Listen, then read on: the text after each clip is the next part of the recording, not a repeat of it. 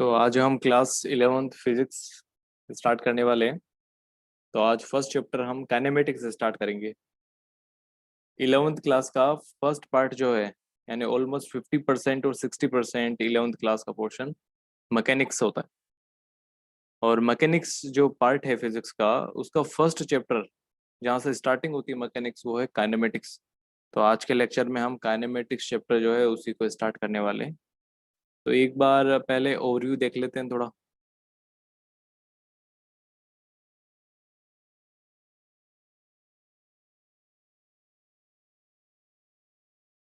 तो फिजिक्स की एक ब्रांच है मैकेनिक्स। इसके अंदर क्या करते हैं हम? Study of motion and forces responsible for motion. इन दो चीजों की स्टडी होती है मैकेनिक्स के अंदर। तो मैकेनिक्स को दो पार्ट के अंदर डिवाइड करेंगे। फर्स्ट पार्ट होता है काइनेमेटिक्स। काइनेमेटिक्स के अंदर हम इस फर्स्ट पार्ट का स्टडी करते हैं, स्टडी ऑफ मोशन ओनली।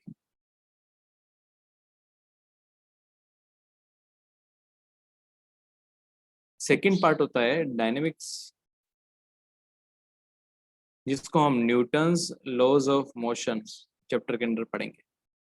तो डायनेमिक्स में हम स्टडी करते हैं फोर्सेस की, study of forces responsible for motion.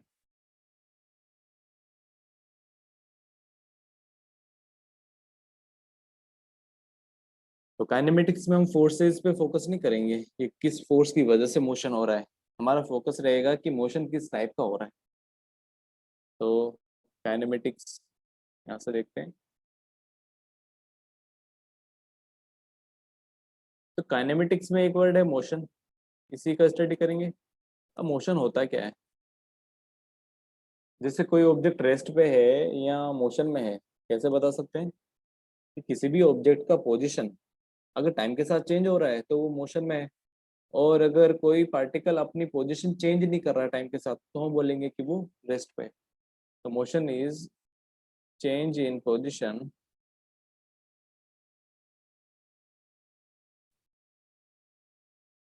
With time. Position बोल दो या फिर इसको नॉर्मली हम लोकेशन भी बोलते हैं ना, कि अलग अलग चीज़ों की लोकेशन अलग है। जैसे आपका घर है तो उसकी लोकेशन जहाँ पे आज है, 2 दिन बाद में 2 महीने बाद में वो घर वहीं पे रहेगा तो घर रेस्ट पे है ना।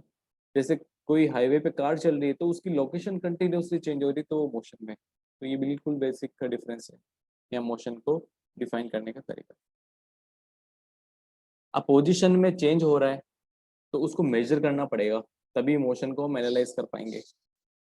तो एक बार मोशन को डायमेंशनली देख लेते हैं कि 1D motion, 2D motion, 3D motion ये होता है क्या है, उसके बाद में हम चेंज इन पोजीशन वगैरह देखते हैं। तो यहाँ पे अगर आप कोऑर्डिनेट सिस्टम बनाओ, ये एक्स कोऑर्डिनेट, ये वाई कोऑर्डिनेट, तो वाइट पेज जो है ये एक्स वाई प्लेन है और बाहर की तरफ ये जेड कोऑर्डिनेट। एक ऑब्जेक्ट सपोज करो ओरिजिन से स्टार्ट होता है, स्ट्रेट लाइन में जा रहा है, तो थ्रू आउट द मोशन इसने अपनी डायरेक्शन चेंज नहीं की है। दूसरा पार्टिकल इस तरह से जा रहा है स्ट्रेट लाइन में, तो इसने भी अपनी डायरेक्शन चेंज नहीं की है। थर्ड पार्टिकल इस तरह से जा रहा है स्ट्रेट लाइन में, तो ये मोशन है 1D मोशन, 1 डायमेंशनल मोशन। तो 1D मोशन क्या होता है? ऐसा मोशन जो स्ट्रेट लाइन में होता है और जिसमें through out the motion direction change नहीं होती है। 2D मोशन क्या होगा कि पार्टिकल अब डायरेक्शन तो चेंज करेगा लेकिन एक ही प्लेन में रहना चाहिए, किसी पर्टिकुलर प्लेन में। For example X Y plane के अंदर कोई पार्टिकल मूव कर रहा है इस तरह से, तो डायरेक्शन इसकी कंटिन्यूसली चेंज हो रही है, लेकिन स्टार्टिंग से लेके फाइनल पोजीशन तक ये हमेशा एक्स वाई प्लेन के अंदर ही रहेगा। तो इसका एक्स और वाई कोऑर्डिनेट चेंज हो रहा है, जेड में तो जा ही नहीं रहा, इसको बोलेंगे 2D मोशन। या फिर एक्स जेड प्लेन में जा रहा है, पार्टिकल। तो थ्रू द मोशन ये एक्स जेड प्लेन के अंदर ही रहेगा, प्लस माइनस वाई में नहीं आएगा। तो ये भी 2D मोशन है। तो 1D और 2D में डिफरेंस आई थिंक समझ में आ गया होगा। स्ट्रेट लाइन मोशन है तो 1D मोशन, और 2D मोशन है मोशन इन अ प्लेन। तो जो भी ये काइनेमेटिक चैप्टर है इनको हम दो पार्ट में स्टडी करेंगे। फर्स्ट 1D मोशन यानी motion in a straight line, और सेकंड पार्ट है मोशन इन अ प्लेन। तो आज हम फर्स्ट स्टार्ट करते हैं।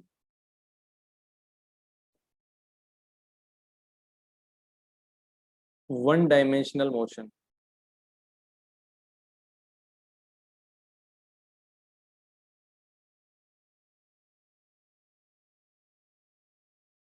वन डी मोशन,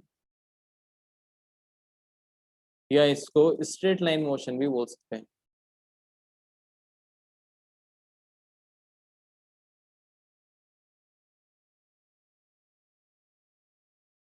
अब मोशन से रिलेटेड जो बेसिक टर्म्स होती है उनको एक बार देख लेते हैं। तो फर्स्ट होता है डिस्टेंस एंड डिस्प्लेसमेंट।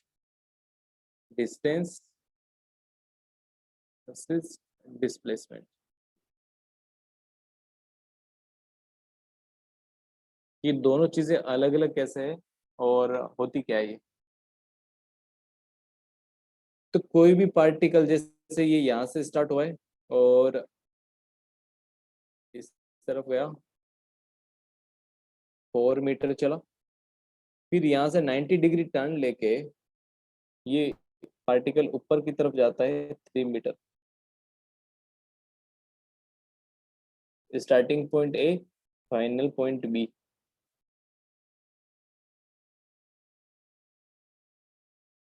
तो अब डिस्टेंस और डिस्प्लेसमेंट क्या होगा।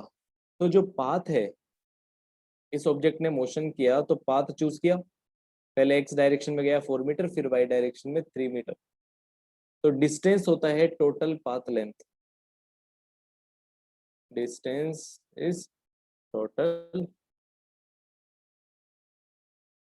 Path length. तो यहाँ पे टोटल पाथ लेंथ कितनी है, 4 मीटर प्लस 3 मीटर, तो ये हो जाएगा 7 मीटर। डिस्प्लेसमेंट होता है, displacement shortest distance between initial and final position. Shortest distance between initial and final position.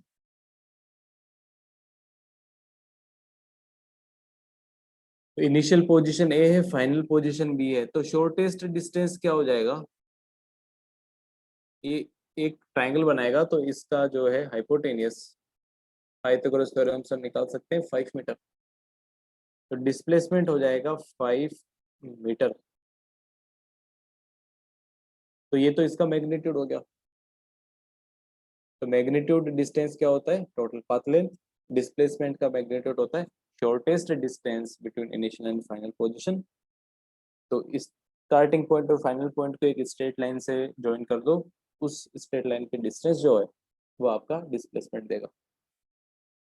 अब एक डिफरेंस और आता है डिस्टेंस और डिस्प्लेसमेंट में, कि डिस्टेंस जो है ये एक स्केलर क्वांटिटी है, यानी इसके लिए ओनली मैग्नीट्यूड की रिक्वायरमेंट है। जैसे हमने दिया मैग्नीट्यूड कितना है 7 मीटर, तो 7 मीटर किस डायरेक्शन में है, नॉर्थ ईस्ट वेस्ट साउथ, ये नहीं बताया है, उसकी जरूरत भी नहीं होती है। तो जिस फिजिकल क्वांटिटी को रिप्रेजेंट करने के लिए ओनली मैग्नीट्यूड की रिक्वायरमेंट है, डायरेक्शन की रिक्वायरमेंट नहीं होती है, उसे हम बोलते हैं स्केलर। लेकिन जो डिस्प्लेसमेंट है वो एक वेक्टर क्वांटिटी है। वेक्टर यानी कि 5 मीटर बताना ही काफी नहीं है, आपको ये भी बताना पड़ेगा 5 मीटर किस डायरेक्शन में जाएंगे। तो 5 मीटर जाएंगे ए टू बी डायरेक्शन, तो ये डायरेक्शन दिखाई जाती है ना। जैसे 5 मीटर अगर इधर चले जाओगे आप तो बी पॉइंट नहीं आएगा, इधर चले जाओगे तो नहीं आएगा। एक पर्टिकुलर डायरेक्शन में 5 मीटर जाओगे तभी बी पॉइंट आएगा। वो डायरेक्शन क्या है, ए से शुरू होके बी पे एंड, तो ए बी और ऊपर एरो बना दिया, ये डायरेक्शन दिखाने का तरीका होता है। आई थिंक डिस्टेंस और डिस्प्लेसमेंट में जो डिफरेंस है वो सभी को समझ में आ गया होगा। तो इसका एक और एग्जांपल लेके हम इसको करते हैं।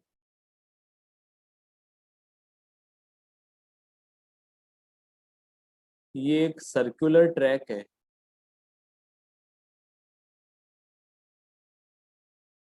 रनिंग करने के लिए, ये स्टार्टिंग पॉइंट है ए। अब एक एथलीट रनिंग करता है और वो जो है एक राउंड कंप्लीट कर लेता है 20 सेकेंड में, 1 राउंड, ये इसका देर है। और ये जो सर्कुलर राउंड है, इस पाथ का जो रेडियस है वो आपको दे रखा है 20 मीटर। 20 मीटर रेडियस का सर्कुलर पाथ, उस पर रनिंग करना है आपको, और 20 सेकेंड लगता है फॉर 1 रिवोल्यूशन, और कांस्टेंट स्पीड से दौड़ रहा है। तो ये पॉइंट को आप बी बोल दो, जो यहाँ से 90 डिग्री पे है। बिल्कुल सामने पॉइंट सी बोल, और इसके नीचे जो पॉइंट है वो डी पॉइंट है। तो अभी हम ओनली डिस्टेंस और डिस्प्लेसमेंट पे फोकस करेंगे। अगर ये पर्सन 10 सेकेंड रन करता है, तो 10 सेकेंड रन करने पे इसका डिस्प्लेसमेंट और डिस्टेंस कितना होगा, एंड डिस्प्लेसमेंट। तो 20 सेकेंड लगता है एक राउंड कंप्लीट करने में, तो 10 सेकेंड में हाफ राउंड कंप्लीट करेगा, मतलब ये सी पॉइंट पे पहुंचेगा, ए पे था सी पे पहुंच गया। डिस्टेंस कितना हो जाएगा, टोटल पाथ की लेंथ, तो ये जो ए बी सी पाथ की लेंथ है कितना होगा, पेरीमीटर ऑफ सर्कल का हाफ, तो 2 पाई r/2, तो कितना हो जाएगा, पाई आर, पाई होता है 3.14, आर है 20 मीटर, तो 31.4 इंटू 2, तो हो जाएगा 62.8 मीटर, ये हो जाएगा डिस्टेंस। डिस्प्लेसमेंट क्या होगा, इनिशियल पॉइंट ए और सी के बीच में स्ट्रेट लाइन डिस्टेंस, ये हो जाएगा इस सर्कल का डायमीटर, जो होगा 2 टाइम्स r, 2r, कितना हो जाएगा 40 मीटर। डायरेक्शन क्या होगी, फ्रॉम ए टू सी, तो इस तरह से हम डायरेक्शन दे सकते हैं। अब हम देखते हैं एवरेज वेलोसिटी और एवरेज स्पीड क्या होता है।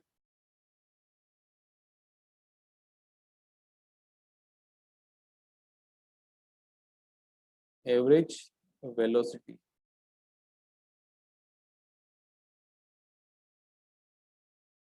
तो एवरेज वेलोसिटी, अगर कोई पार्टिकल मूव कर रहा है तो उसके मोशन के ड्यूरेशन में उसने कितना डिस्प्लेसमेंट किया वो निकालना हमने देख लिया, और टाइम हमें पता होगा कि इतना टाइम लगा। तो एवरेज वेलोसिटी, वी एवरेज, ये सिंपल ये होता है कि टोटल डिस्प्लेसमेंट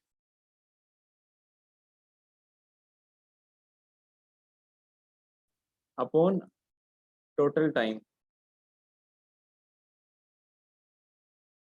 तो टोटल डिस्प्लेसमेंट डेल्टा एस और टोटल टाइम डेल्टा टी, ये हो जाएगा वी एवरेज। अभी जो एग्जांपल किया था उसी से समझते हैं।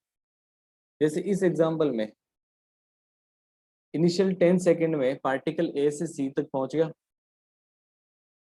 तो टोटल डिस्प्लेसमेंट कितना आया था from previous example,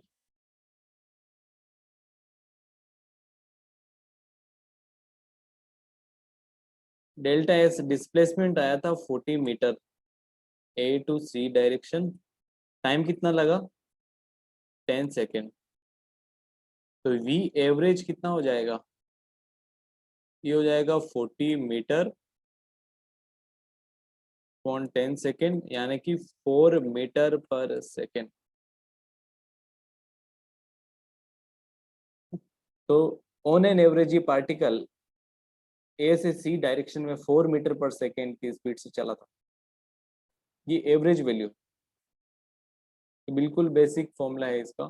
total displacement निकालो, टोटल टाइम आपको पता होना चाहिए, दोनों का रेशियो ले लो।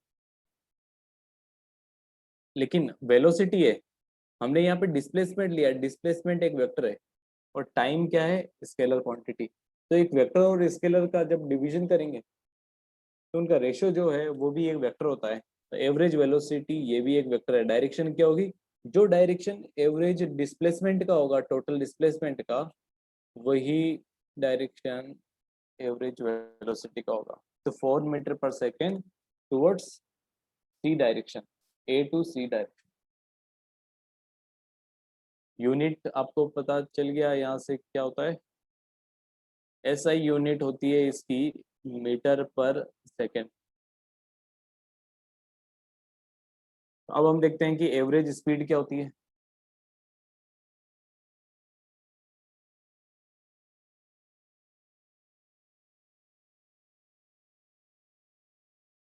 एवरेज स्पीड v होता है total distance upon total time.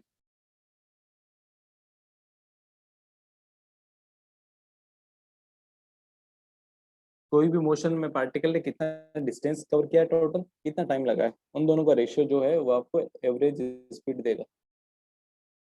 तो यहाँ पे जैसे एग्जांपल जो फ्रॉम प्रीवियस एग्जांपल हम देख सकते हैं, ए से सी तक जाने में डिस्टेंस कवर किया 62.8 मीटर, टाइम लगा 10 सेकेंड। तो टोटल डिस्टेंस हो गया 62.8 मीटर और टाइम लगा है 10 सेकेंड। तो ये हो जाएगा 6.28 मीटर पर सेकेंड।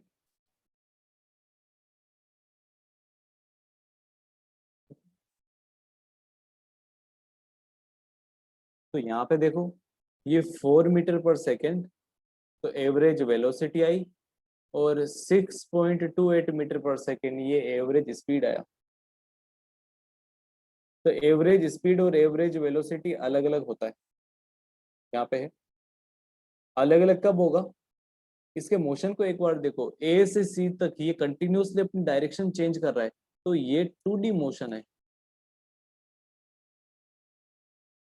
तो अगर 2D मोशन होगा पार्टिकल का, तो उस टाइम पे एवरेज वेलोसिटी और एवरेज स्पीड जो है वो अलग होगा, क्योंकि डिस्टेंस और डिस्प्लेसमेंट अलग अलग होगा।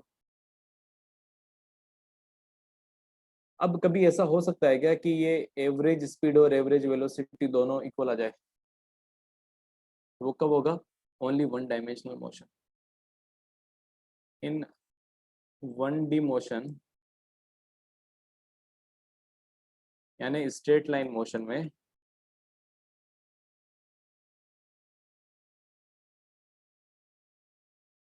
जैसे पार्टिकल यहाँ से स्टार्ट हुआ, यहाँ से t = 0 पे, और यहाँ पहुंच गया 4 सेकंड में, कितना, 20 मीटर आगे खिसक गया। कंटिन्यूसली इसने अपनी डायरेक्शन सेम रखी है, starting point A, final point B. तो स्ट्रेट लाइन मोशन है, तो यहाँ पे डिस्टेंस कितना होगा, 20 मीटर एक्चुअल पाथ लेंथ, और डिस्प्लेसमेंट कितना होगा, इनिशियल और फाइनल पॉइंट के बीच में स्ट्रेट लाइन डिस्टेंस, तो मोशन स्ट्रेट लाइन में है तो वही आपका डिस्प्लेसमेंट हो जाएगा from A to B direction.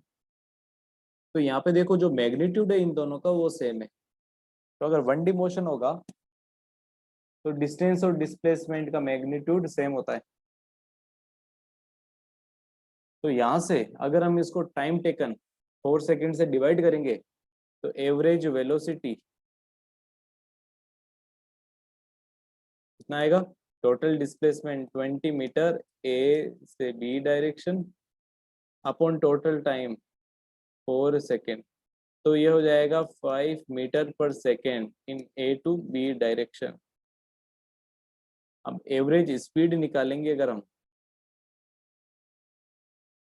तो वो क्या हो जाएगा, total distance 20 metre upon total time 4 second.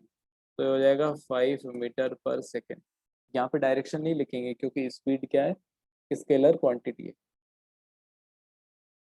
तो एवरेज वेलोसिटी वेक्टर क्वांटिटी और एवरेज स्पीड स्केलर क्वांटिटी। तो 1D मोशन के अंदर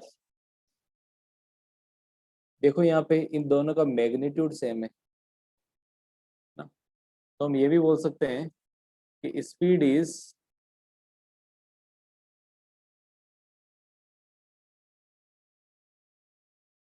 एवरेज स्पीड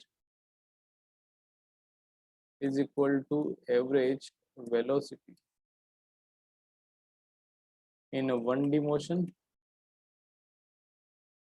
1D मोशन नहीं होगा तो डिस्प्लेसमेंट हमेशा कम होगा डिस्टेंस से, तो एवरेज स्पीड जो है वो ज्यादा हो जाएगी एवरेज वेलोसिटी से,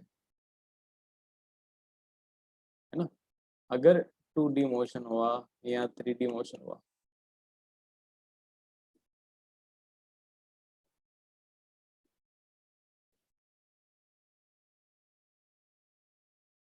तो ये हमें याद रखना है।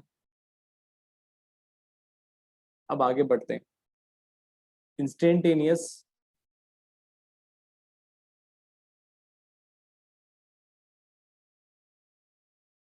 वेलोसिटी, या सिंपली इसको वेलोसिटी भी बोलते हैं। जैसे एवरेज वेलोसिटी है तो उसके आगे एवरेज लगाना पड़ेगा, लेकिन अगर कोई वेलोसिटी बोल रहा है तो उसका मतलब वो इंस्टेंटेनियस वेलोसिटी की बात कर रहा है। तो इसका मतलब क्या होता है? इंस्टेंटेनियस वेलोसिटी यानी किसी एक पर्टिकुलर इंस्टेंट पे वेलोसिटी, किसी पर्टिकुलर टाइम पे वेलोसिटी। तो वेलोसिटी एट अ पर्टिकुलर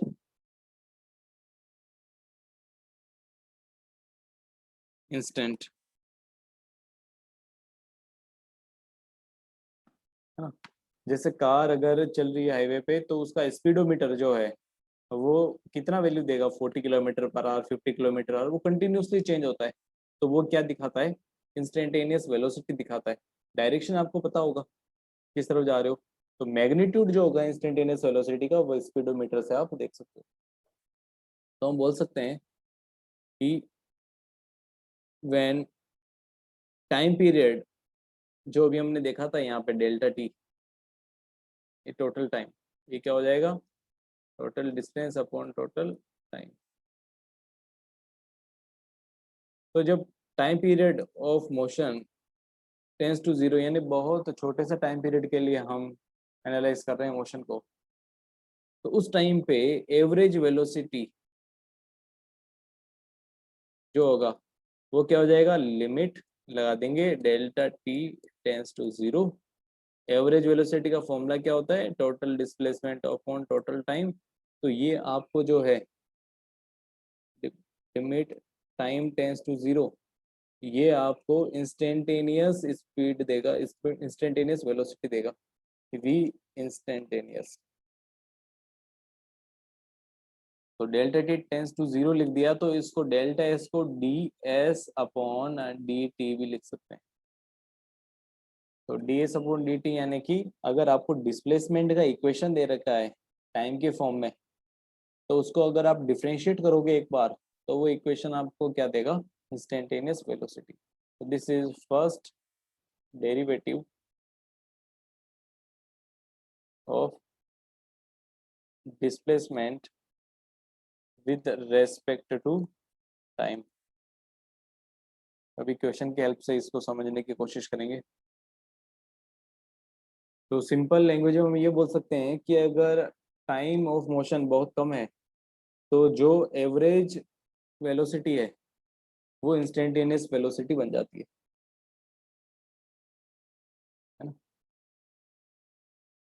अब देखते हैं average speed, sorry instantaneous speed. अच्छा, इसका यूनिट क्या होगा? Displacement upon time. डिस्प्लेसमेंट होता है मीटर में और टाइम होता है सेकंड में, तो मीटर पर सेकंड ये एसआई यूनिट होगी इसकी। अब इंस्टेंटेनियस स्पीड, या सिंपल जो हम स्पीड बोलते हैं वो यही होता है। क्या है? किसी एक पर्टिकुलर इंस्टेंट पे जो स्पीड है, स्पीड एट अ पर्टिकुलर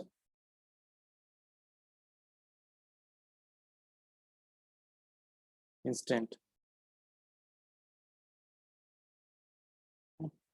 तो गाड़ी का जो स्पीडोमीटर होता है वो जो वैल्यू शो करता है वो इंस्टेंटेनियस स्पीड की वैल्यू ही शो करता है, कि जब गाड़ी की स्पीड चेंज हो रही है, इंक्रीज कर रही है, तो वहाँ पे वैल्यू इंक्रीज करती है।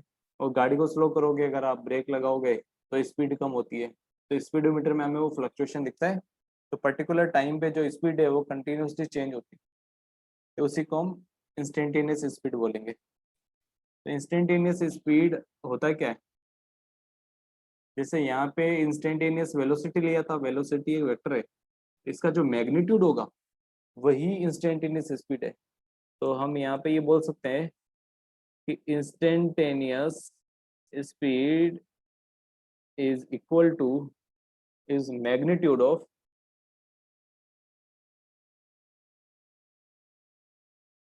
instantaneous velocity vector।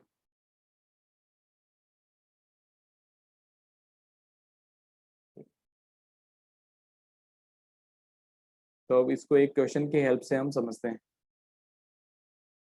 जैसे हमें क्वेश्चन ये दे रखा है कि एक पार्टिकल रेस्ट से स्टार्ट होता है, t इक्वल टू 0 पे उसका पोजीशन 0 है x, और x प्लस x डायरेक्शन में मूव करेगा वो। तो किसी टाइम पे उसका जो डिस्प्लेसमेंट है x, वो 2t² प्लस 3t मीटर के फॉर्म में दे रखे हैं कि आपको किस टाइम पे डिस्प्लेसमेंट निकालना है। इस इक्वेशन में टाइम की वैल्यू रखते जाओ। फॉर एग्जांपल टाइम की वैल्यू 1 रखोगे तो डिस्प्लेसमेंट आएगा 2 plus 3 5 metre. T equal to 0 रखोगे तो डिस्प्लेसमेंट 0 जो हमें दे रखा है। टी इक्वल टू 2 रखोगे तो ये हो जाएगा 8 प्लस 6 14 मीटर। तो इस तरह से टाइम के फंक्शन के फॉर्म में डिस्प्लेसमेंट अगर आपको दे रखा है तो वेलोसिटी, इंस्टेंटेनियस वेलोसिटी कैसे निकालोगे? इसको डिफरेंशिएट करके। अब आपको फर्स्ट चीज निकालना है average speed from t equal to 0 to t equal to 3 second. और हमें पता है 1D मोशन है, तो एवरेज स्पीड और एवरेज डिस्प्लेसमेंट, एवरेज वेलोसिटी तो सेम होगा। तो एवरेज वेलोसिटी पूछे या एवरेज स्पीड पूछे, एक ही होगा। या फिर इसको एवरेज वेलोसिटी भी बोल सकते हैं, मैग्नीट्यूड वाइज सेम रहेगा। सेकेंड, इंस्टेंटेनियस स्पीड या instantaneous velocity at t equal to 2 second, कि स्टार्टिंग से 2 सेकेंड के बाद में वो ऑब्जेक्ट किस स्पीड से चल रहा था, ये आपको बताना है। तो फर्स्ट पार्ट को करते हैं।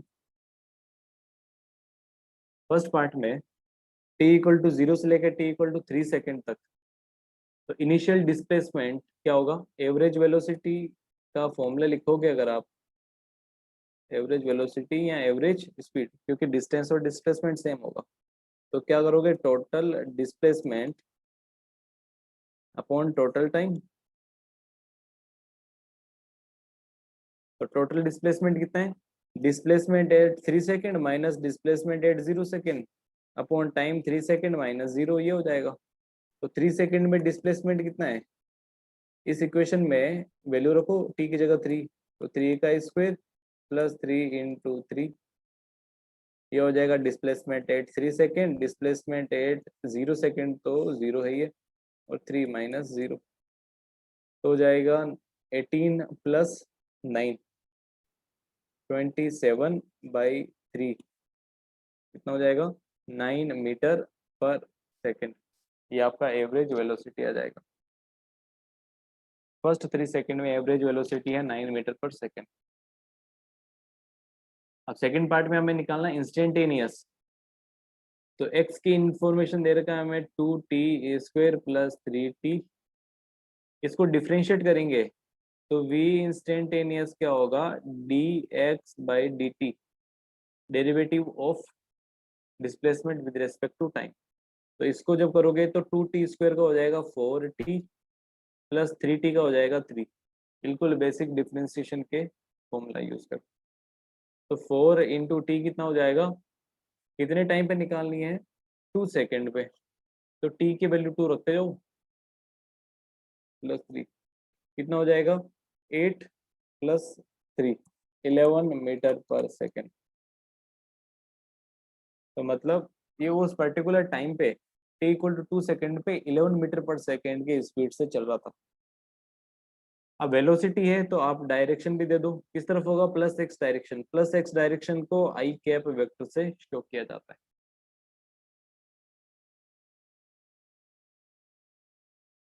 तो ये हमारा एवरेज स्पीड और एवरेज वेलोसिटी में डिफरेंस समझ में आ गया। अब देखते हैं एक्सेलरेशन, एवरेज एक्सेलरेशन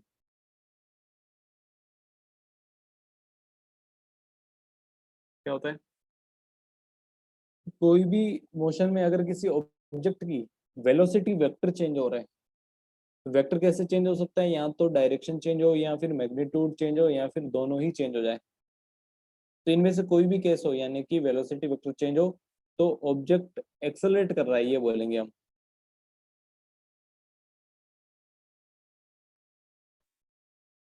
तो यहाँ पे एक्सेलरेशन हम ये बोल सकते हैं कि जैसे एवरेज वैल्यू निकाल रहे हैं, एक्सेलरेशन एवरेज ये हो जाएगा change in velocity upon time taken. इसको लिख सकते हैं v final, final velocity minus initial velocity, ये हो गया चेंज अपॉन डेल्टा टी, या फिर चेंज को हम डेल्टा वी के फॉर्म में भी लिख सकते हैं अपॉन डेल्टा टी, ये हो जाएगा एवरेज एक्सेलरेशन।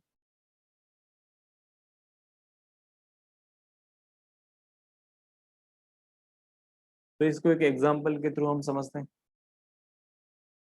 जैसे यहाँ पे एक पार्टिकल है वो इस तरफ जा रहा है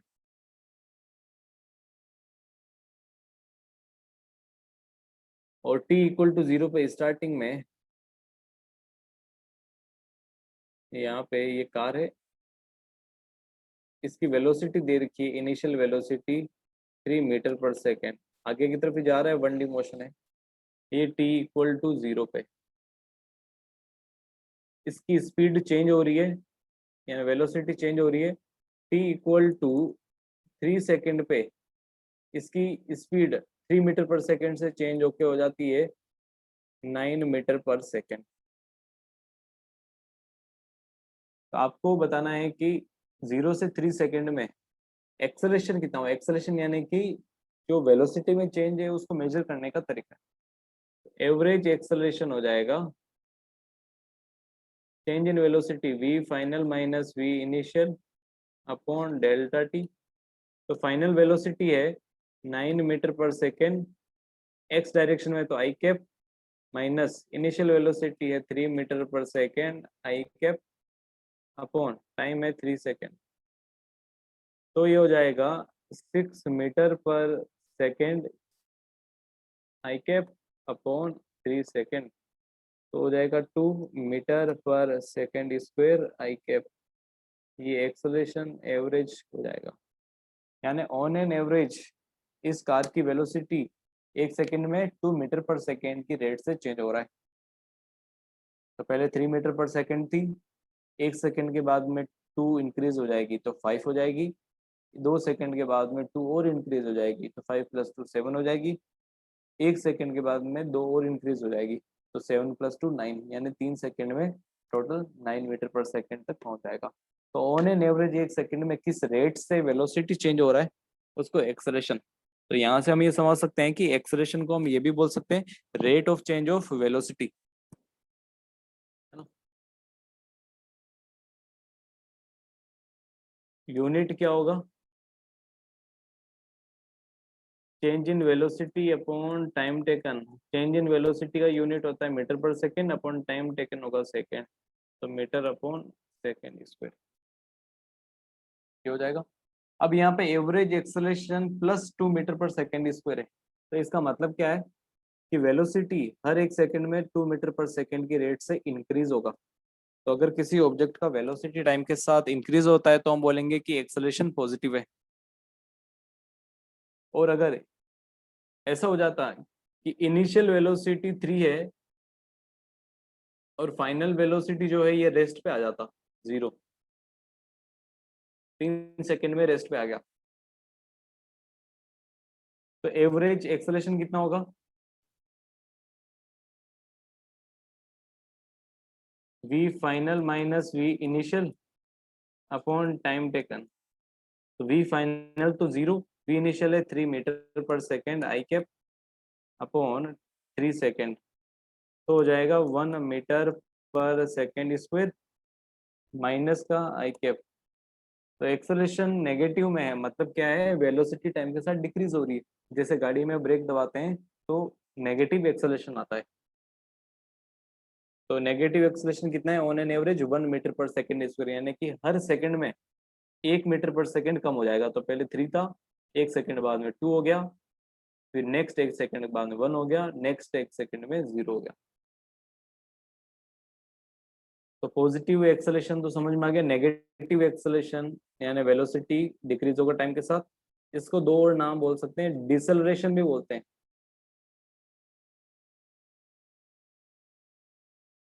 डिसेलरेशन मतलब नेगेटिव एक्सेलरेशन। तो डिसेलरेशन कितना है इस एग्जांपल में, 1 मीटर पर सेकेंड स्क्वायर। एक और नाम है रिटार्डेशन।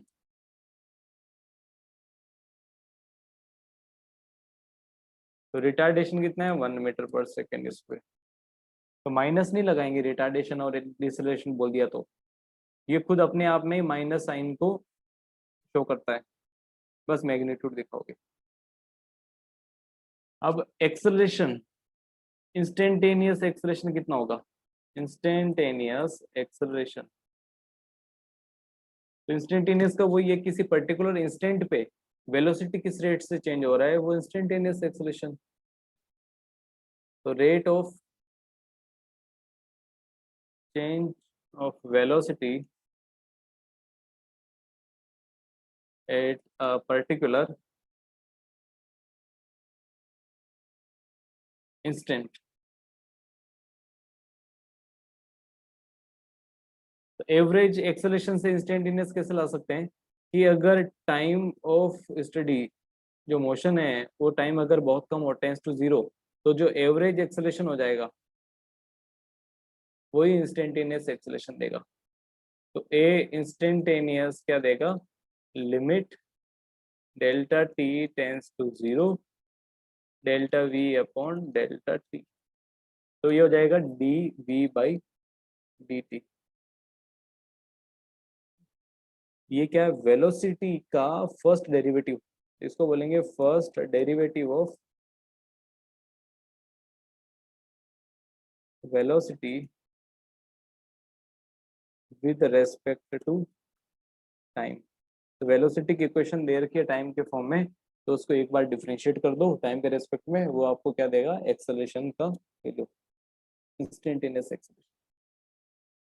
और हमें पता है कि वेलोसिटी जो है वो खुद फर्स्ट डेरिवेटिव होता है डिस्प्लेसमेंट का, D S by D T, है ना। तो यहाँ पे एक्सेलरेशन क्या हो जाएगा, D V by D T. तो इसको D by D T, V को D S by D T. तो इसको हम बोलेंगे कि जो डिस्प्लेसमेंट है उसको एक बार डिफरेंशिएट करो, वेलोसिटी देगा, उसको एक बार फिर से डिफरेंशिएट करो तो एक्सेलरेशन देगा। तो इसको हम ये बोल सकते हैं D square S upon D T square. मतलब ये क्या है, second derivative of displacement with respect to time. तो डिस्प्लेसमेंट की इक्वेशन दे रखा है तो उसको 2 बार डिफरेंशिएट करोगे तब कहीं जाके आपको एक्सेलरेशन मिलेगा। तो एक्सेलरेशन भी वेलोसिटी का रेट ऑफ चेंज है, इसलिए ये भी क्या हो गया, एक वेक्टर क्वांटिटी हो गया। तो यहाँ पे लिख लो ये एक वेक्टर क्वांटिटी है।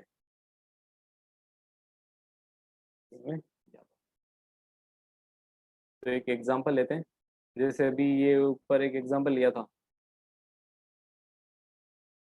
हमने कि डिस्प्लेसमेंट किसी पार्टिकल का दिया था 2t² + 3t, है ना। एक्स डायरेक्शन में पार्टिकल मूव कर रहे हैं और डिस्प्लेसमेंट 3t² + 2t मीटर इस फॉर्म में दे रखा है। t = 0 पे डिस्प्लेसमेंट भी 0 था। एक्सेलरेशन कैसे निकालेंगे, यहाँ से एक बार डिफरेंशिएट करोगे तो आ जाएगा 6t + 2। ये तो आपको देगा वेलोसिटी। अब वेलोसिटी को एक बार और डिफरेंशिएट करो तो एक्सेलरेशन आ जाएगा। तो d/dt 6t + 2, ये करोगे तो आ जाएगा 6 मीटर/सेकंड स्क्वायर। तो इक्वेशन डिफरेंस ये आपको अगर डिस्प्लेसमेंट और वेलोसिटी का दे रखा है तो उनसे डिस्प्लेसमेंट कैसे निकालोगे वो हमने देख लिया। तो यहाँ से क्या हो रहा है, एक्सेलरेशन 6 मीटर/सेकंड स्क्वायर प्लस है, मतलब क्या है, टाइम के साथ उसकी स्पीड या वेलोसिटी जो है, वेलोसिटी का मैग्नीट्यूड वो इंक्रीज हो रहा है। और अगर इसी इक्वेशन से अगर आपको ये निकालना है average acceleration from t = 0 to t = 3 second, तो कैसे निकालोगे। एवरेज एक्सेलरेशन होता है वेलोसिटी फाइनल यानी 3 सेकेंड पे माइनस वेलोसिटी इनिशियल 0 सेकेंड पे अपॉन टाइम कितना लगा 3 सेकेंड। तो 3 सेकेंड पे वेलोसिटी कैसे देंगे, इस इक्वेशन में t की जगह 3 रख दो तो कितना हो जाएगा 6 × 3 18 + 2 20 मीटर/सेकेंड माइनस इनिशियल वेलोसिटी कितना है t = 0 रखोगे तो आ जाएगा 2 मीटर/सेकेंड अपॉन 3 सेकेंड।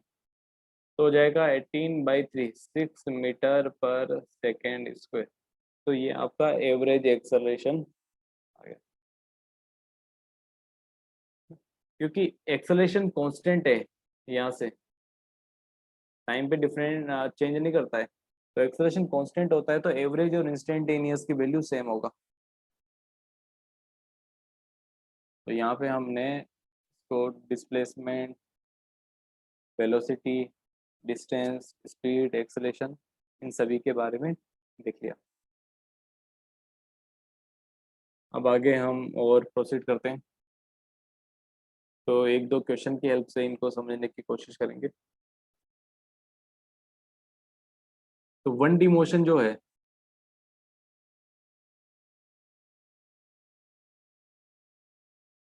इसको आगे हम 3 पार्ट में डिवाइड कर सकते हैं। फर्स्ट पार्ट होता है यूनिफॉर्म मोशन।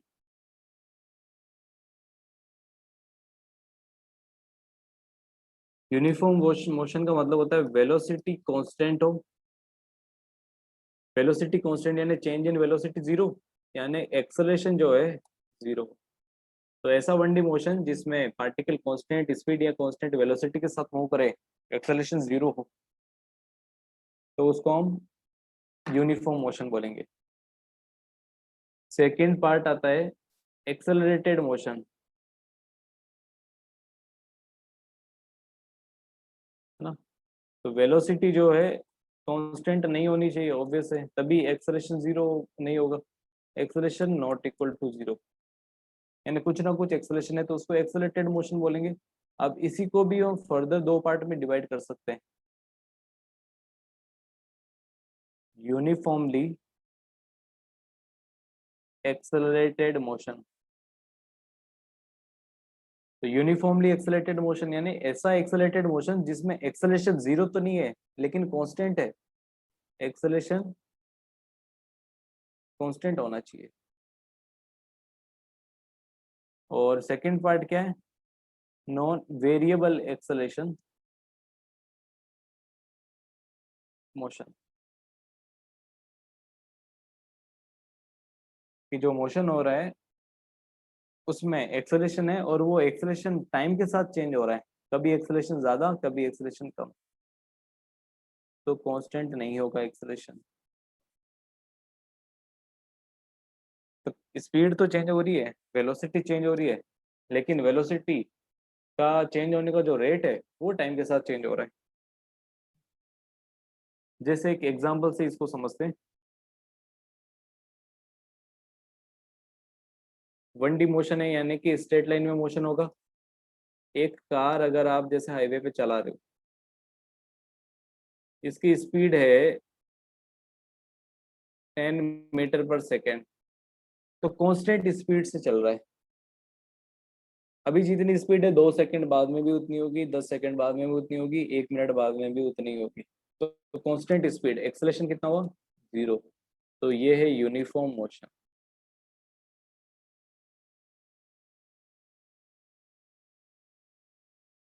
अब अगर हम ऐसा करें कि इस कार की स्पीड को ही चेंज करते रहें, जैसे कार जो है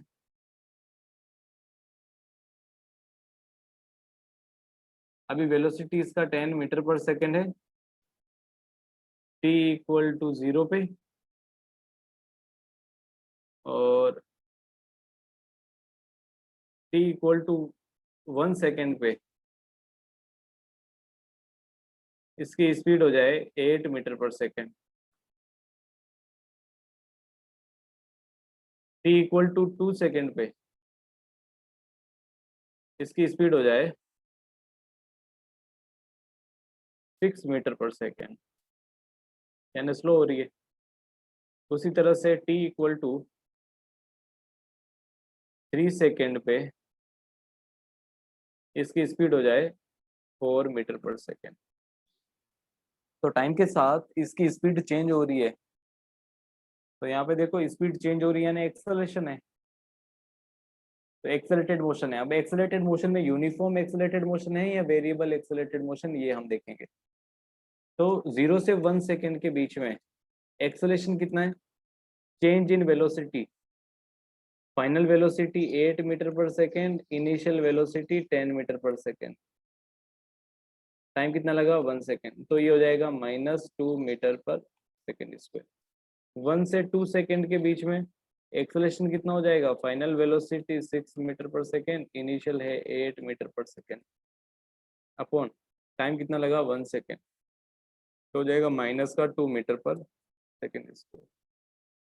ये यहाँ पे कितना निकला एवरेज, 2 से 3 सेकेंड के लिए 4 मीटर पर सेकेंड, माइनस है 6 metre per second upon time 1 second, तो -2 मीटर पर सेकेंड स्क्वायर। तो यहाँ पे स्पीड इसकी डिक्रीज हो रही है, वेलोसिटी डिक्रीज हो रही है, तो रिटार्डेशन हो रहा है, लेकिन एक्सेलरेशन कितना आ रहा है, 0 से 1 सेकेंड में भी -2 metre per second square, minus यानी रिटार्डेशन, मैग्नीट्यूड कितना है 2, तो मैग्नीट्यूड टाइम के साथ चेंज नहीं हो रहा है, एक्सेलरेशन टाइम के साथ चेंज नहीं हो रहा है, ये एवरेज निकाला है। लेकिन अगर एक किसी भी पर्टिकुलर टाइम पे कंटिन्यूअसली अगर इस कार का acceleration -2 metre per second square है, तो इसको हम बोलेंगे यूनिफॉर्मली एक्सेलरेटेड मोशन। लेकिन इसी एग्जांपल को हम इस तरह से करें कि ये कार स्टार्टिंग में तो 10 मीटर पर सेकेंड की स्पीड से चल रही थी,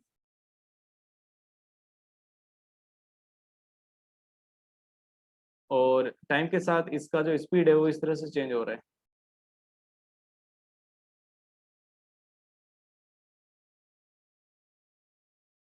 कि यहाँ पे t=0 पे 10 मीटर पर सेकेंड है, t इक्वल टू 1 सेकेंड पे ये हो जाएगा 8 metre per second, t equal to 2 second पे ये हो जाएगा 5 मीटर पर सेकेंड, और t इक्वल टू 3 सेकेंड पे ये हो जाएगा आपका 2 मीटर पर सेकेंड। तो 0 से 1 सेकेंड के बीच में एक्सेलरेशन कितना हो गया average? Final velocity 8 minus initial velocity 10 upon time 1, तो -2 मीटर पर सेकेंड स्क्वायर। 1 से 2 सेकेंड में एक्सेलरेशन कितना हो जाएगा? 2 सेकेंड के बाद में 5 मीटर पर सेकेंड, पहले थी 8 metre per second, time 1 second, तो माइनस का 3 metre per second square. 2 second से 3 सेकेंड में एवरेज एक्सेलरेशन आ गया, फाइनल वेलोसिटी 2, इनिशियल वेलोसिटी 5, और टाइम कितना लगा? 1 सेकेंड, तो ये हो जाएगा माइनस का 3 मीटर पर सेकेंड स्क्वायर। तो यहाँ पे देखो एक्सेलरेशन जो है वो कभी तो -2 है, कभी -3 है, चेंज हो रहा है। तो इसको हम बोलेंगे, ये एक्सेलरेटेड मोशन है लेकिन एक्सेलरेशन टाइम के साथ चेंज हो रहा है, तो इसको हम बोलेंगे वेरिएबल एक्सेलरेशन मोशन।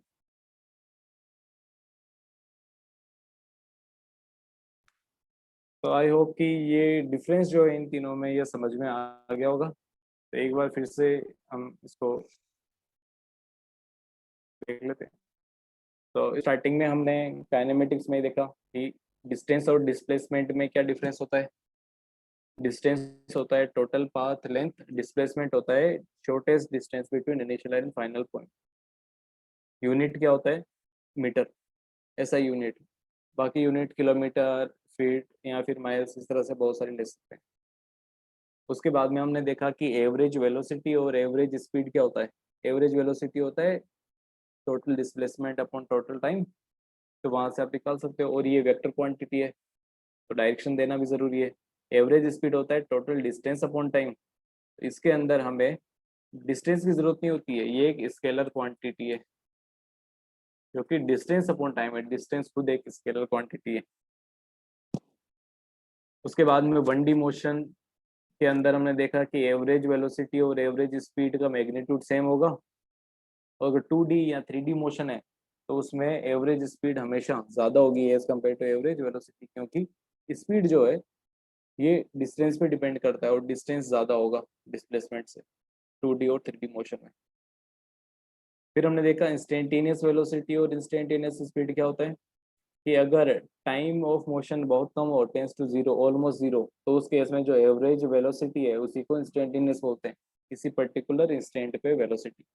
तो स्पीडोमीटर जो हमें दिखाता है वो वैल्यू देता है एवरेज इंस्टेंटेनियस जो वेलोसिटी है उसका मैग्नीट्यूड। इंस्टेंटेनियस स्पीड क्या है? Instantaneous speed is magnitude of instantaneous velocity vector. तो ये हमने देख लिया।